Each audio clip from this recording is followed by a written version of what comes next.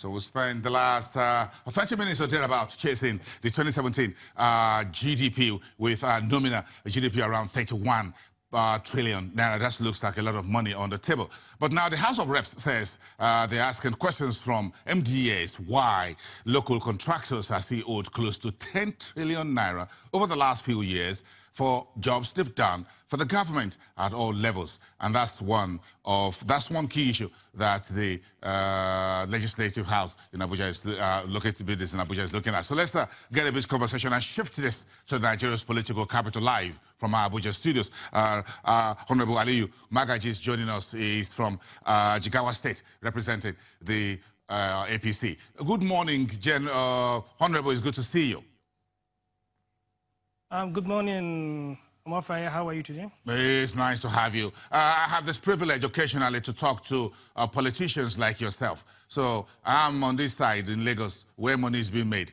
But you folks in Abuja are the one that makes laws. So you are a member of the House of Reps and you moved this motion about this local contractors' debt, almost 10 trillion naira. Why did you move this motion? Why is it important to you?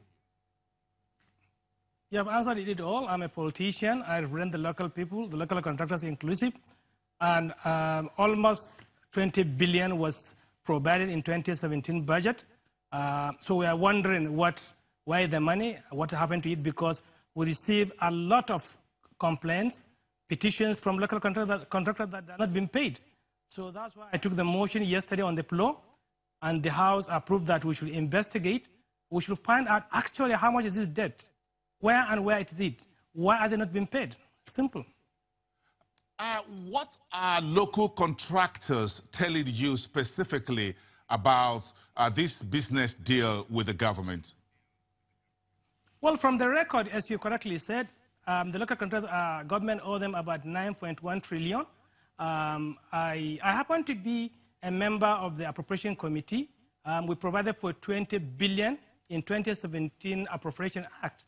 But we received various complaints that they have not been paid. Well, I feel that probably those paying are more interested in paying the big guys. So the smaller guys who have between 1 to, let's say, 20, 30, 40 million naira are suffering. So we have to, and we believe sincerely that if the government spends its way with the local contractors, we will be able to quickly get out of the recession faster than where we are now. In terms of this motion that you tabled yesterday before the House of Reps, are these unpaid debt relating to the current administration, or there are legacy debts hanging in here from the previous administrations, for instance? Certainly there are legacy debt, but I don't want to sit here and say this is what until we investigate.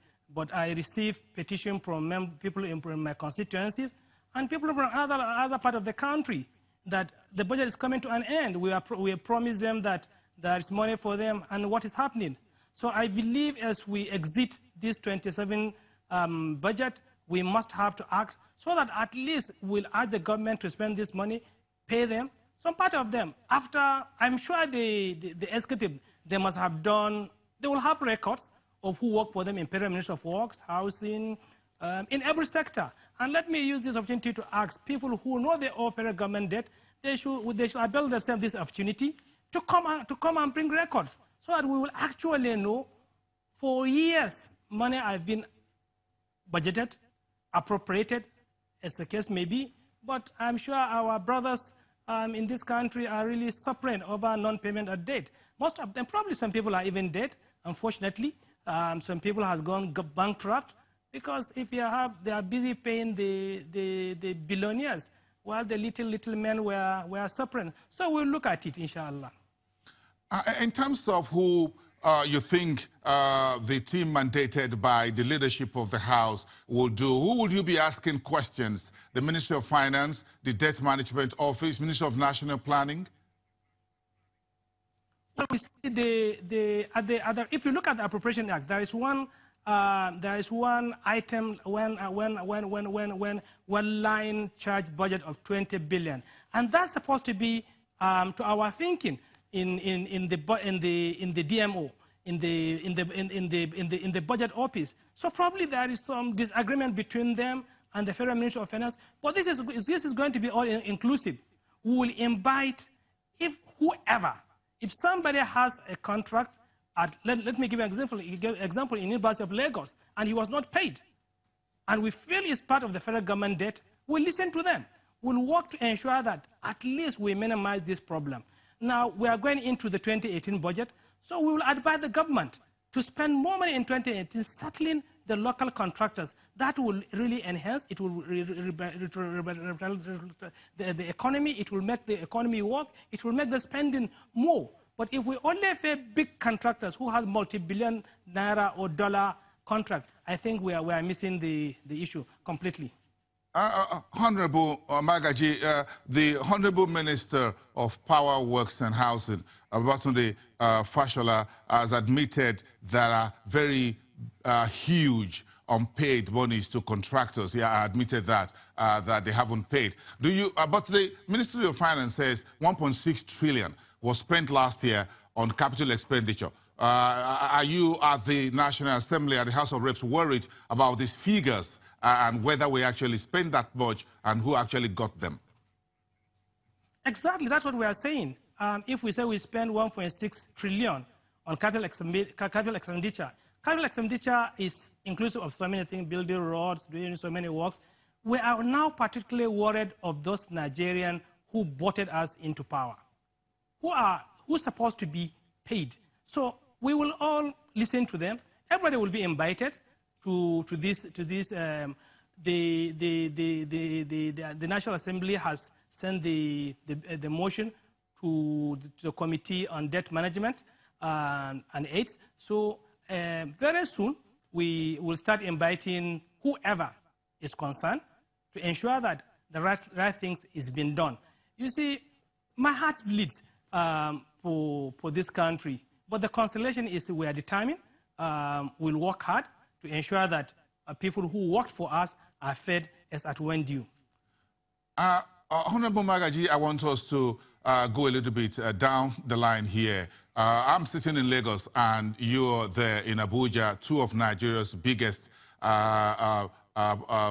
cities, and so both of us could be said to be a little bit comfortable here. But when you go back to your constituency in Jigawa State, as one of the elected representative of the people there, what do you see on the ground in terms of infrastructure in Jigawa State? What level of economic situation do you see among the people in Jigawa State, where you come from?